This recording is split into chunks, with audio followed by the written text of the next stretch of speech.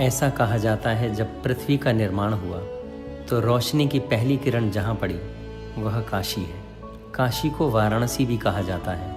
यहाँ की दो नदियों वरुणा और असी के गंगा संगम के बीच बसी नगरी होने के कारण इसका नाम वाराणसी पड़ा। यही वाराणसी नाम लोकोच्चार से बनारस पड़ गया। काशी शब्द का अर्थ है प्रकाश देने वाली नगरी। जिस स्थान से ज्ञान का प्रकाश चारों ओर फैलता है उसे काशी कहते हैं।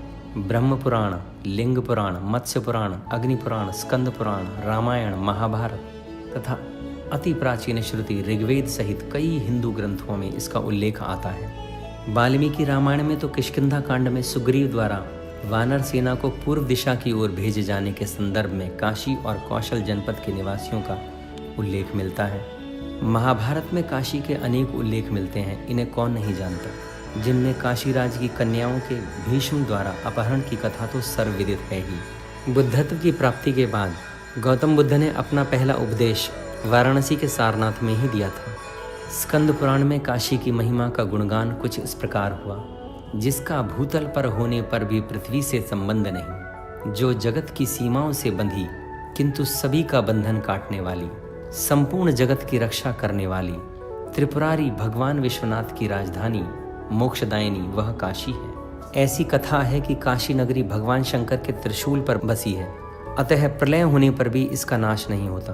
काशी नाम का अर्थ भी यही है जहाँ ब्रह्म प्रकाशित हो।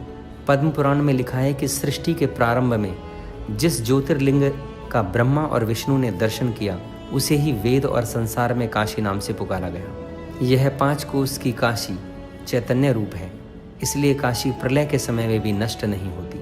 निसंदेह संपूर्ण काशी ही बाबा विश्वनाथ का स्वरूप है।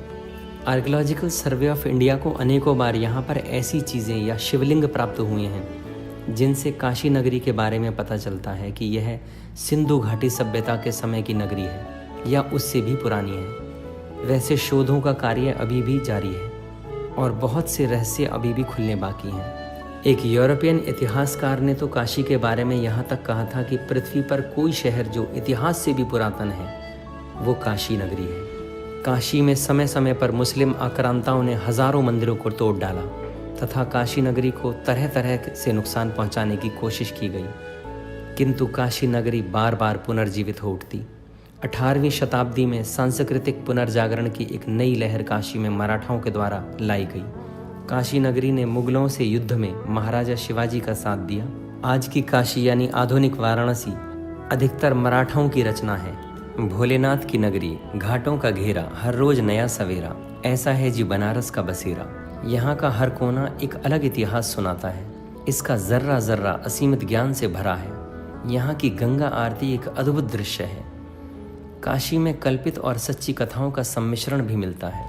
जो धर्म और ज्ञान काशी में है वो और कहीं नहीं। काशी नाम आते ही मंदिर के घंटों की गूंज कलकल करती गंगा माँ, बनारसी साड़ी की सुंदरता, पान की खुशबू, मिर्चौली अचार और यहाँ की मशहूर मलइयों की मिठास मन को भा ही जाती है। लोग ऐसा मानते हैं कि काशी में मरने से मोक्ष मिलता है। सच्चाई लेकिन यह है कि काशी जीवन जीना सिखाती है। 64 योगिनियाँ, 12 सूर्य, 26 विनायक, 8 भैरव, 9 दुर्गा, 42 शिवलिंग, 9 गौरी और 14 ज्योतिर्लिंग वाला वाराणसी शहर देश की सांस्कृतिक तथा आध्यात्मिक राजधानी है। वाराणसी भारत का एकमात्र ऐसा स्थान है जहाँ पर माँ गंगा विपरीत दिशा में बहती हैं, अर्थात दक्षिण से उत्तर की तरफ। वैसे काशी में मूल रूप से 54 मंदिर शिव के हैं और 54 शक्ति के, जो मिलकर 108 हुए। काशी को सिर्फ एक शहर कहना ठीक नहीं है। ये एक ऐसा यंत्र था जो मनुष्य को हर सीमा से परे ले जा सकता है। एक ऐसा यंत्र जो मानव को सीधा ब्रह्मांड से जोड़ता है। बनाने वालों ने पूरे शहर को ही एक शरीर की तरह बनाया। सच, हम कुछ भी बना सकते हैं किंतु एक और काशी नहीं बना सकते। काशी ज़रूर आएं और थोड़ा समय ध्यान में बिताएं। धन्यवाद।